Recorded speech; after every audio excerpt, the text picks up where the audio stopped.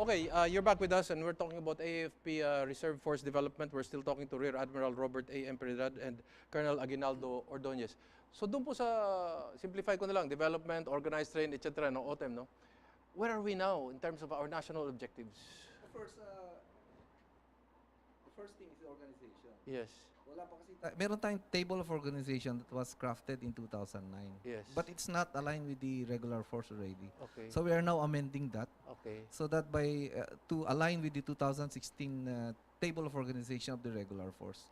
Ilan ba yung reserve force na kailanganin natin? Okay. And since our armed forces regular force is composed of 120 strong force. Usually 1:4 in ratio, so we need to come up with 500 strong reserve force. But based on our statistics, only 200,000 is available at any one time. So kailangan pa namin ng 300. That's why we are now into a massive recruitment of reserve force.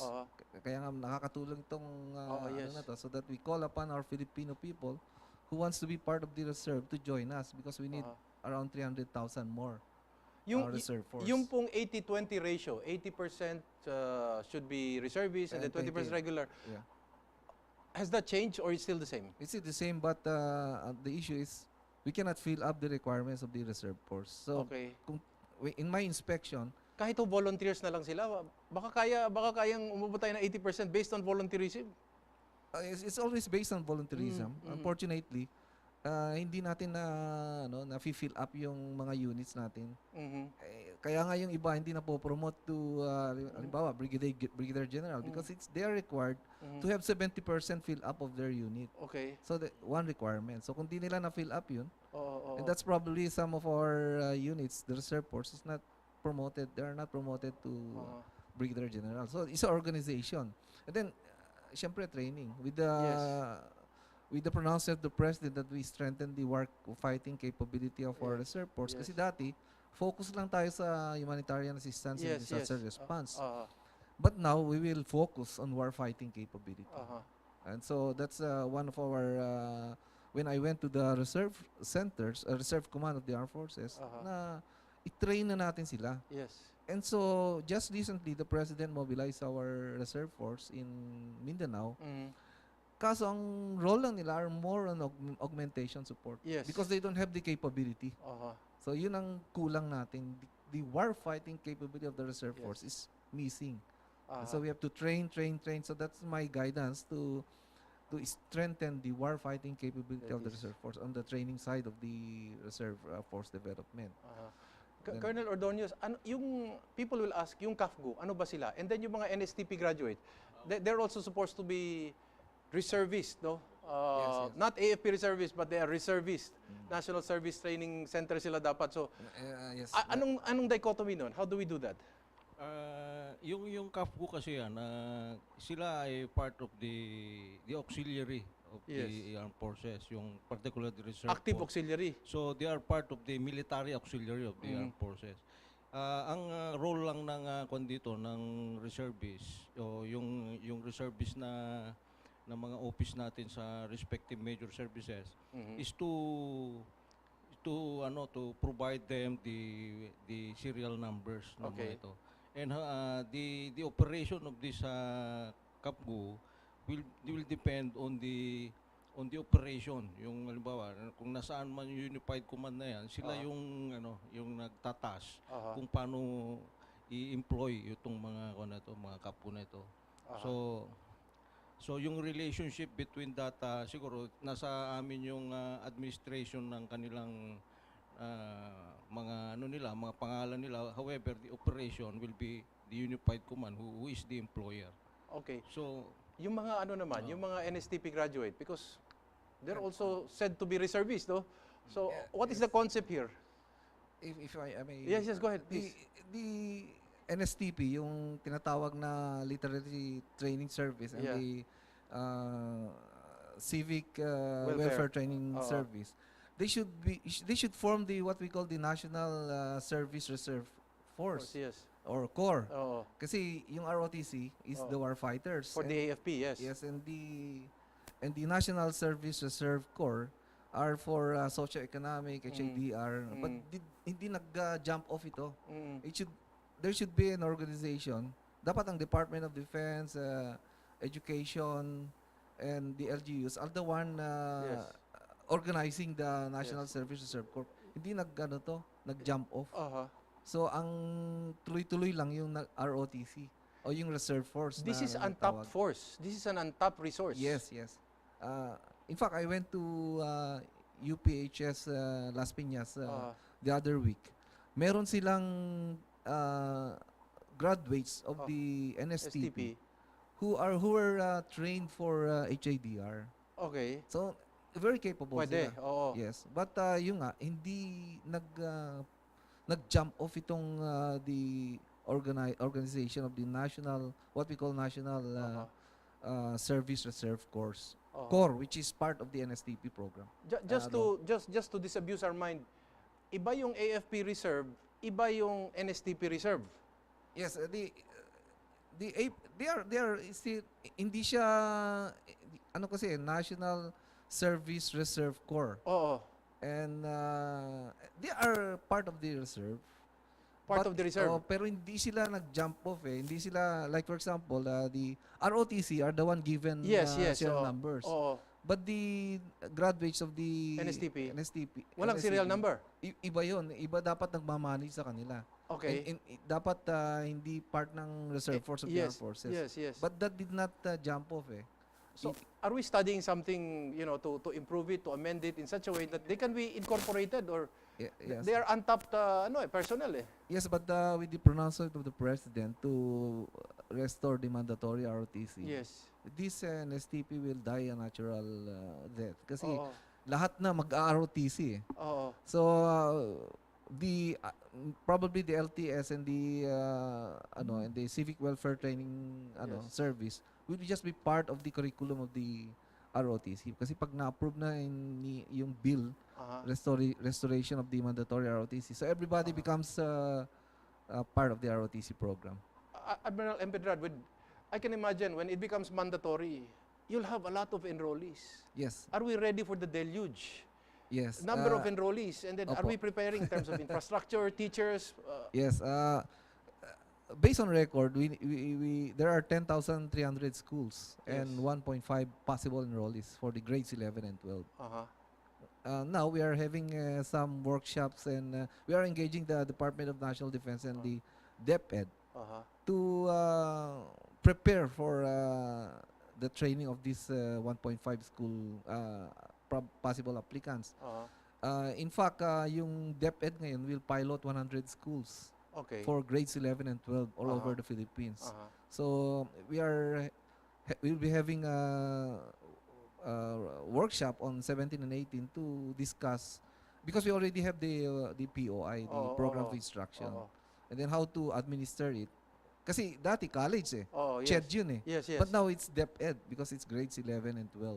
Uh-huh. So we are continuously engaging our DepEd, and within this year they will pilot 100 schools. What problems do you see will happen with an avalanche of enrollees? Yes, for ROTC, and then that's why we are calling on our reserve force.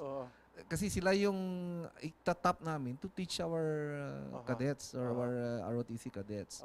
We cannot do it. We are only yes. very few sa RRA, regular force. But what we will do is we will create ROTC units in the DepEd. Ika-cluster. We will cluster all the schools na hindi kasi pwedeng 10,500 schools eh. Yes, yes. So we cluster them so that a particular ROTC unit will take care of that clustered schools on the training of our ROTC students. Gaano kasiguro na ba tayo that the ROTC as a law will really be passed as mandatory? I mean, you have a president that is supportive of mandatory ROTC. We had Marawi. I mean, it becomes also obvious that we really need to tap the ROTC and the reservists. So, where are we in terms of legislative effort? So, lately, meron kaming naging hearing sa Congress yesterday, and tinakil itong House bill. So far, the bill is being addressed, and we believe na makakapasa ito sa House of Representative because bukod sa bill na 5113, meron itong mga kaakibat na other bills na related dito sa mandatory ROTC, and hopefully makakuha nito, ma-undertake and ma-elevate sa Senate. Yun ang kuwan ngayon ang ginagawa natin. Who is taking the cudgels in the Senate for mandatory ROTC? The mandatory ROTC bill has been filed in Congress by Congressman Abu, Okay. and supported by 15 other bills, restoration of the mandatory ROTC. Sa Senate po, sino ang lead? I believe it's DepEd. Sa Senado po, is there any senator espousing the mandatory ROTC? Si Senator Gatchalian. Gatchalian. Senator Gatchalian is supporting the ROTC program. Oo. Senator Aquino is Oo. supporting the ROTC program. Oo. And we have a lot of congressmen. In fact, yesterday we had a hearing in a committee on DepEd, particular in this in the restoration of the ROTC program. Do the congressmen know that the ROTC is not just for reservist officers, integris joining the AFP, but this is also our cadre system? Are they aware of this? Yung ROTC, basic ROTC, when they graduate, they become enlisted personnel of the Sila ang reserve cadre. force. No, we will train them to become Yes, cadre. Oh, Yes, they'll be the opo, cadre, yes. opo, Oo. opo. And then the others who go into advance become the officers that may be integrated to the AFP. Yes. Oo, kasi some congressmen think the ROTC is just for officers. Hindi nila naintindihan na this is opo. going to be the cadre of the defense, national defense of the uh, country. But the cadre will be coming from the regular force, actually. Okay. But the source of the regular force and even the reserve force can come from the ROTC. Opo. Yes. So, are you optimistic that hopefully within this year or next year, within the given time of President Duterte, I mean, you have a supportive president Yes, already. yes, Will this be passed? I mean, we strongly believe that this will be enacted into law, having the full support of our president, and a lot of our Congress and are now in support of this law. Actually, 15 yung naka-file supporting the ROTC, and we also go to the Congress once in a while. A lot of our congressmen are now members Yes. of the reserve force. yes. So I'm sure they will be in support of this bill that has been enacted. And by some of them are Congressman. taking CGSC, no? Yes, in fact, yung non-resident instruction natin, Yes. I believe Senator Legarda is Yes. taking up that MNSA, Yes. Senator Pacquiao, Yes. even our Speaker, Pantaleon Alvarez. yes, and Secretary Ben Jokno. yes, Secretary Congressman Rudy Fariñas, Fariñas, opo. yes. Oo. So they are taking their course now in CGSC. So, pwede silang itap para itong mandatory ROTC sana mapasa, especially Speaker Alvarez. Yes. Oo, Yes, sir. di ba? Yes. So, eto ngayon, no, we're moving towards one common direction. Sa Senate, there's also another action towards this mandatory ROTC, ano? Opo. In terms of mandatory ROTC po, meron tayong tinatawag na Multi-Sectoral Advisory Board. Sa Army, meron yan para sa Transformation Roadmap. Opo. Pwede ho ba siguro dito sa ROTC, merong parang, how would I call it? Sectoral advisor? Pwedeng pari? For good governance. Yeah. We can invite them to become Oo. lecturer of all Oo. of the cadets. To assuage the fears of certain parents, Yeah. what do you think of a advisor sa ROTC? Pwedeng pare, pwedeng reservist officer? Opo. We can engage all sectors to ensure that Para may good governance aspect po. yes, and then the Filipino people will trust our Yes, program. oo. Actually, isang program namin is we will involve the Parent-Teacher Association Yes, during the conduct of training of the ROTC cadets. yes. Tapos ang gagawin namin, it will be part of the parang academic lecture schedule nila in a weekday. Okay, Isingit-singit lang para hindi magka-problema. okay. And then the other thing here is, pag dami ho ng mga ROTC students, baka kulang yung mga eskwelahan, no? School grounds. Are we looking at opening the camps Yes, for we training will. also? Of course, we will open the camp, and we will identify schools that have a facility, and then i-cluster namin, and then we will train them there. But of course, all the camps of the armed forces that have the facilities can provide venue for training of the ROTC cadets. Dami kasi. Nakikita ko po na magkakaproblema tayo doon sa pondo. Is it possible that the funds that are in the schools can be transferred to the AFP? Because precisely, if they cannot accommodate some of the ROTC, they will be on camp training already. So maybe those funds can be used for putting up facilities already for ROTC cadets, kasi hinahawakan ho ng eskwelahan yung pondo, hindi ho ba? That's part of the study that we are engaging with the Department of DepEd and DND. How do we come up with the appropriate funds to implement the training of the ROTC? So pinag-aaralan pa namin yan. But if it will become a free ROTC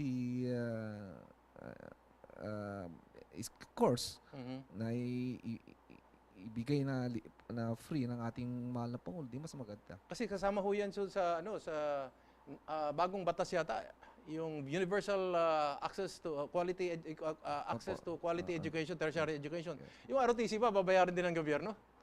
So that's 1.5 million. Oo. So we so are, that fund should be given to the AFP already for those purposes. Yes, DepEd, then it will be a joint effort between the DepEd education and the armed forces of the Philippines.